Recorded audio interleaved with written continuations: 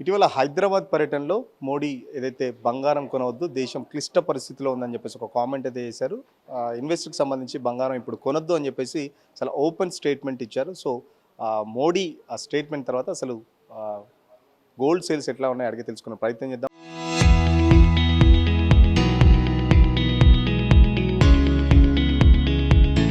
మనతో పాటు Manepalli jewels owner Gopikrishna ఉన్నారు. సార్ నమస్తే.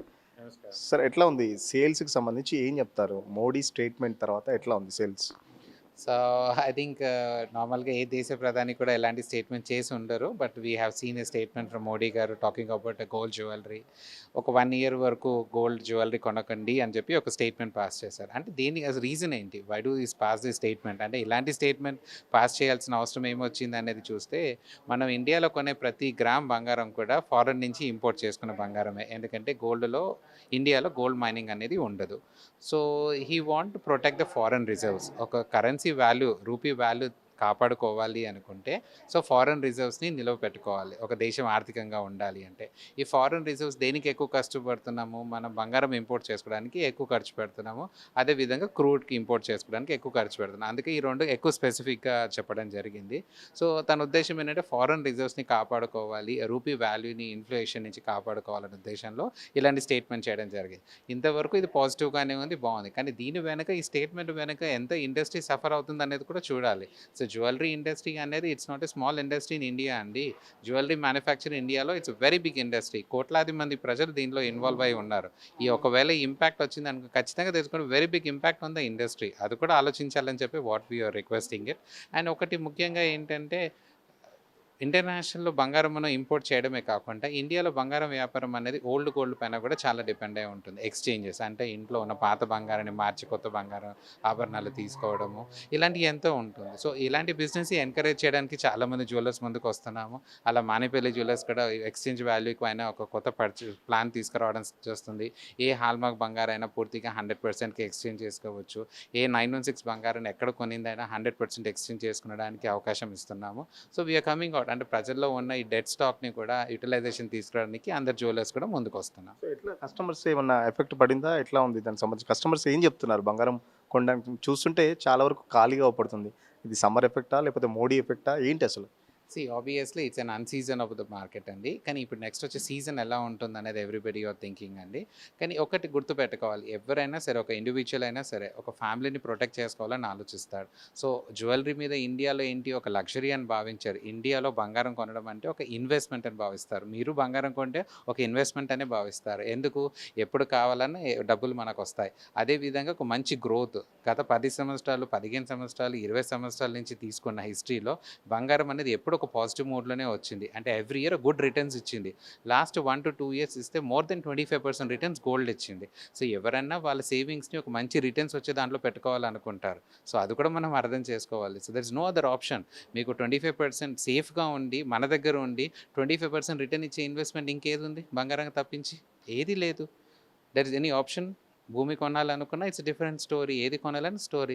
బంగారం తప్పించి there is no other investment option for anybody. ఎందుకంటే ఎవరైనా ఆర్థికంగా ఇబ్బంది వచ్చినప్పుడు నాకు ఆదుకోవడానికి ఏదైనా ఉండాలి అనుకుంటారు. నేను జమ చేసుకున్న డబ్బుకి గుడ్ రిటర్న్స్ రావాలని అనుకుంటారు. దానికి ఇంకో ఆప్షన్ లేకుండా చేయడం అనేది కాదు కదా!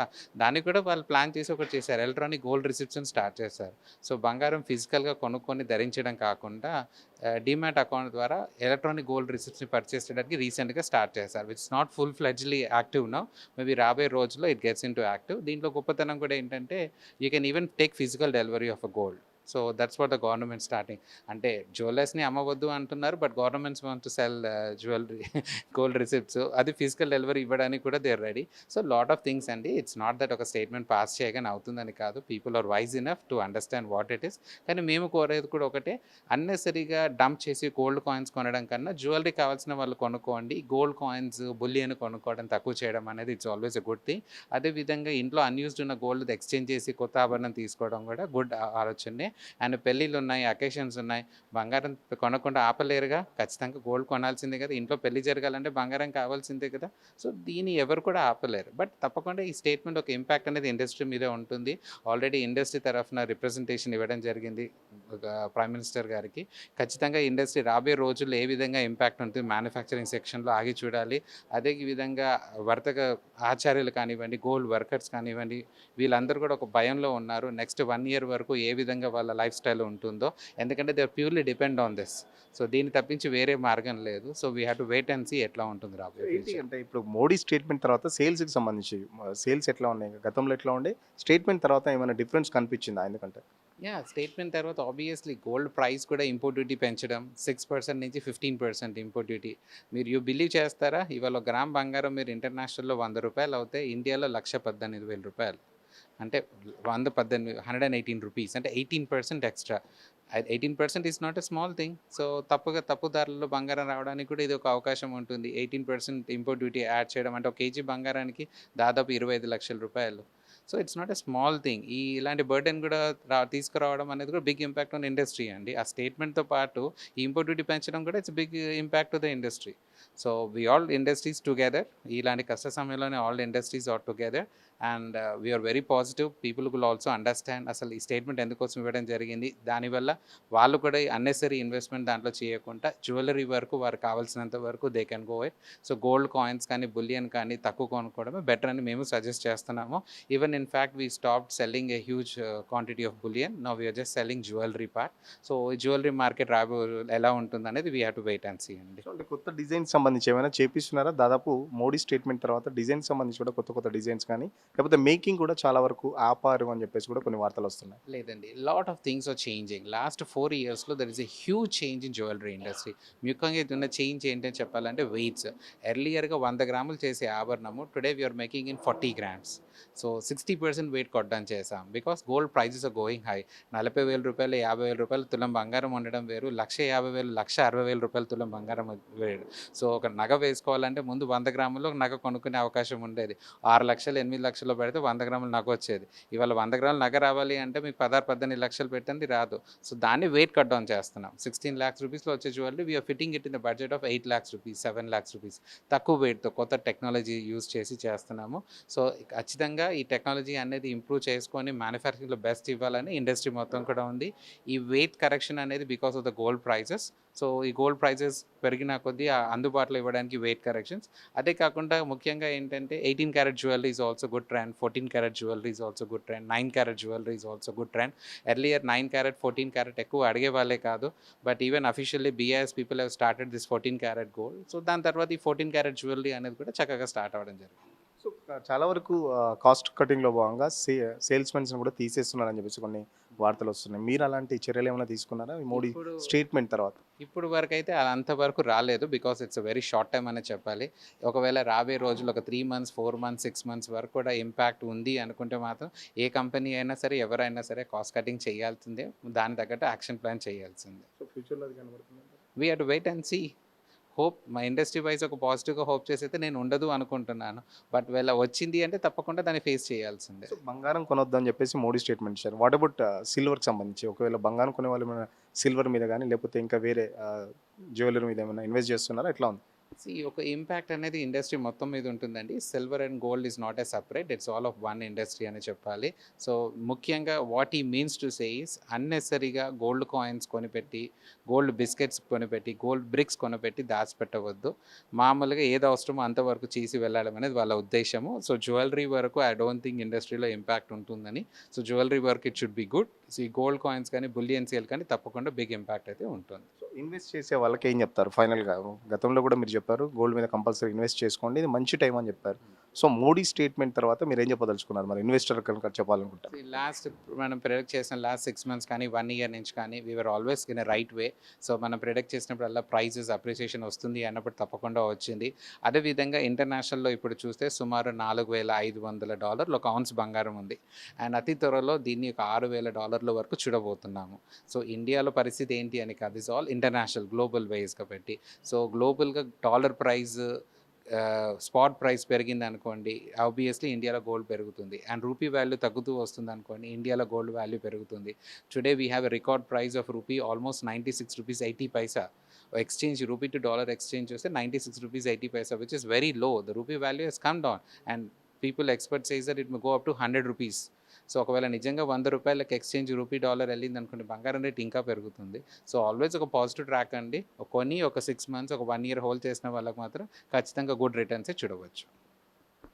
ఖచ్చితంగా మోడీ స్టేట్మెంట్ తర్వాత సేల్స్ అయితే తగ్గాయని చెప్పేసి చెప్తున్న పరిస్థితి. ఎందుకంటే దేశ ప్రధాని చెప్పిన తర్వాత ఖచ్చితంగా దేశ ప్రజలందరూ ఆలోచిస్తారు. ఎందుకంటే అనవసరంగా మోడీ చెప్పింది కూడా అనవసరంగా మోడీ బంగారం కొని ఇంట్లో పెట్టుకోవద్దు, అవసరంలో మాత్రమే కొనుక్కోవాలని చెప్పేసి జ్యువెలరీ షాప్ వాళ్ళు చెప్తున్నారు. ఇప్పటికైతే కాస్ట్ కటింగ్ కూడా ఉండొచ్చు. ఒకవేళ ఇదే సిచ్యువేషన్ అయితే ఇంకో 3 నెలల తర్వాత ఉంటే ఖచ్చితంగా జ్యువెలరీ షాపులు కూడా ఆ నష్టాన్ని భరించుకోవాలంటే కాస్ట్ కటింగ్లో భాగంగా స్టాఫ్ను కూడా తగ్గించుకునే ప్రయత్నం చేస్తారు. ఇప్పుడు మోడీ స్టేట్మెంట్ తర్వాత ప్లస్ ఇది కూడా అన్సీజన్ అని చెప్పేసి చెప్తున్న పరిస్థితి చూస్తున్నాం కదా. ఇప్పుడు నేను జ్యువెలరీ షాప్లోనూ దాదాపు మొత్తం ఖాళీ కుర్చీలే కనబడుతున్నాయి. ఎక్కువ కూడా సేల్స్ ఇప్పుడు ఇటు మోడీ స్టేట్మెంట్తో పాటు దాదాపు ఇది అన్సీజన్, పెళ్ళిళ్ళు కూడా లేవు. సో పెళ్ళిళ్ళు కావాల్సి వస్తే ఖచ్చితంగా నెక్స్ట్ సీజన్లో మళ్ళీ పెళ్ళిళ్ళ సీజన్ స్టార్ట్ అయితే ఆటోమేటిక్గా సేల్స్ పెరుగుతాయి. అది కూడా ఇప్పట్లో చెప్పలేమని చెప్పేసి మార్కెట్ అంచనా కూడా చెప్పలేని పరిస్థితి. ఎందుకంటే మోడీ స్టేట్మెంట్ కూడా చాలా బాగా పనిచేసిందని చెప్పేసి కూడా చెప్తున్న పరిస్థితి. సో ఇది స్టేట్మెంట్కి సంబంధించి ఇప్పటికే మా జ్యువెలరీ షాప్కి సంబంధించి పెద్ద ఇండస్ట్రీ ఆ, కొన్ని కోట్లు ద్వారా దీనికి ఇండియాకి అయితే వస్తున్న పరిస్థితి. సో అందరం కూడా మోడీకి ఇప్పటికే కలిసాం, మోడీని కూడా రిక్వెస్ట్ చేసాం ఇలాంటి స్టేట్మెంట్లు మళ్ళీ ఇస్తే ఇండస్ట్రీ పరిస్థితి కూడా చాలా ఆగమైపోతుందని చెప్పేసి కూడా మోడీకి వివరించడం జరిగింది.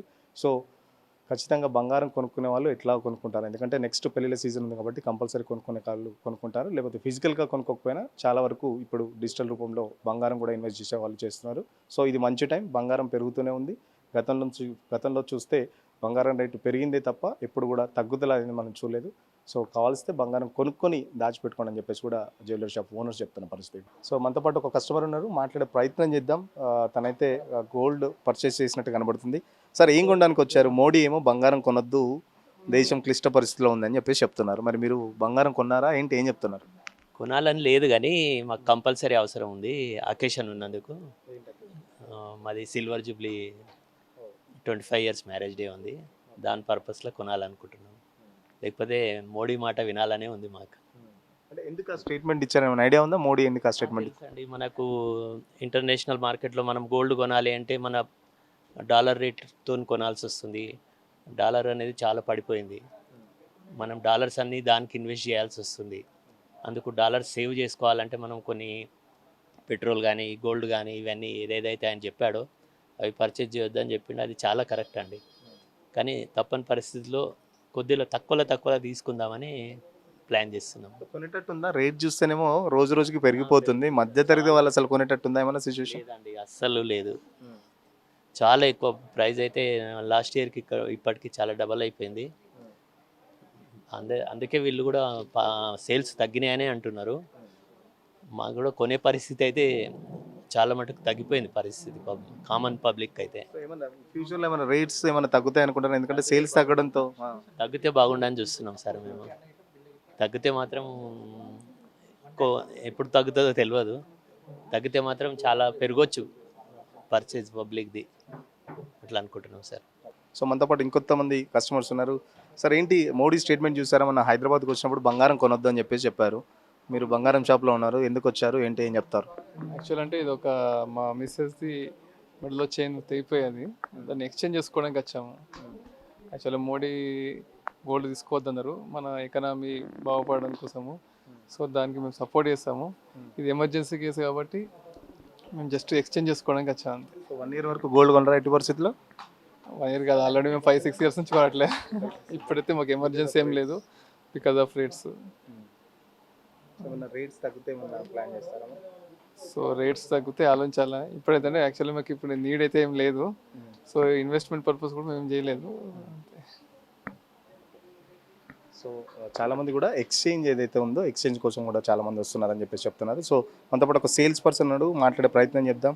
భయ ఎట్లా ఉంది సేల్స్, ఎట్లా ఉంది మోడీ స్టేట్మెంట్ తర్వాత కస్టమర్ మూడ్ ఎట్లా ఉంది అసలు? యావరేజ్ ఉంది సార్ సేల్స్ ఇప్పుడైతే ప్రస్తుతము. కొంచెం చెప్పారుగా ఇంటర్నేషనల్ మార్కెట్లో గోల్డ్ కొనొద్దని. మనము చిన్న పండుగ అయినా ఏదైనా ఇంట్లో పండుగలైనా ఇంకేంటంటే ఏదైనా ఫంక్షన్స్ అయినా కంపల్సరీ గోల్డ్ కొనవలసి వస్తుంది సార్. ప్రతి ఒక్కరు ఎక్స్చేంజ్లో తీసుకుంటున్నారు గోల్డ్. లైట్ వెయిట్ గోల్డ్ కూడా ఎక్కువ డిమాండ్ అవును సార్, లైట్ వెయిట్ గోల్డ్ ఇట్లా ఎక్కువ డిమాండ్ ఉంది. అంటే లైట్ వెయిట్ కిందకి వెళ్తున్నారు. లైట్ వెయిట్ అంటే గోల్డ్ రేట్ అయితే పెరిగిపోయింది కదా సార్, దానివల్ల చాలా మంది లైట్ వెయిట్ తీసుకుంటున్నారు మనం. అంటే లైట్ వెయిట్ అంటే ఎన్ని క్యారెట్స్?